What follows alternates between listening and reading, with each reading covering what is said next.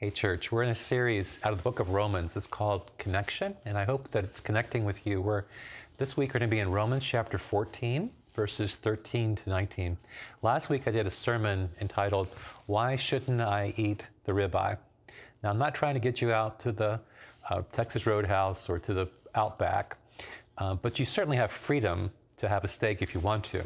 The problem Paul's trying to address at Rome, though he's not been there himself, is division in the church.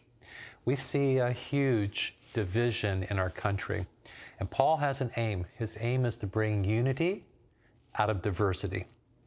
You know, when there's division, there's always camps on either side. In Rome, you had the vegetarians, the vegans.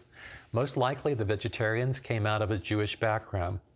They were required under the law to eat kosher. And they could eat beef because it was, you know, from the animal with a hoof, with a split hoof, as well as he ate his cud. Being kosher required food being prepared according to the Jewish law. So when the former Jew went into the market and he saw ribeyes for sale, let's say they were $5 a pound. There were plenty of idols in the city, and it's possible that the bull was offered to an idol.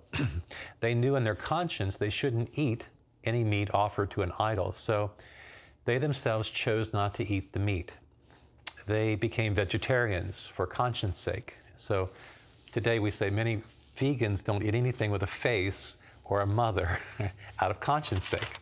But unlike the vegetarians, the vegetarians who formerly were Jewish, there were the Gentile Christians who were the carnivores.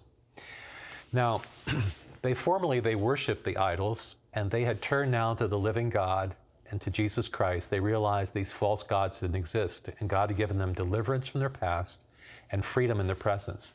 When the Gentiles went into the market, they could see a good ribeye, and they could imagine that ribeye on their smoker, and they could fill the air with the fragrance of this ribeye, and then savor it, enjoy it.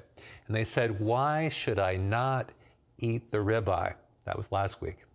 The Gentiles thought, I'll invite my Jewish friend over to my house to enjoy a good ribeye steak. So his brother comes over. He smells the steaks on the grill. He asks, where did you get the steaks? And you say, the marketplace. Did you know if the meat was offered to an idol? I'm not sure. It could have been. Well, there's no way I could eat it. Eating it would defile my conscience.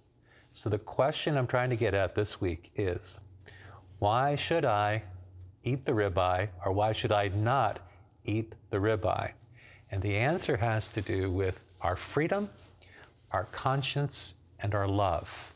Will our freedom be greater than our love for our brother, or will my love for my brother be greater than my freedom? You come this week and we'll look at Romans 14 together.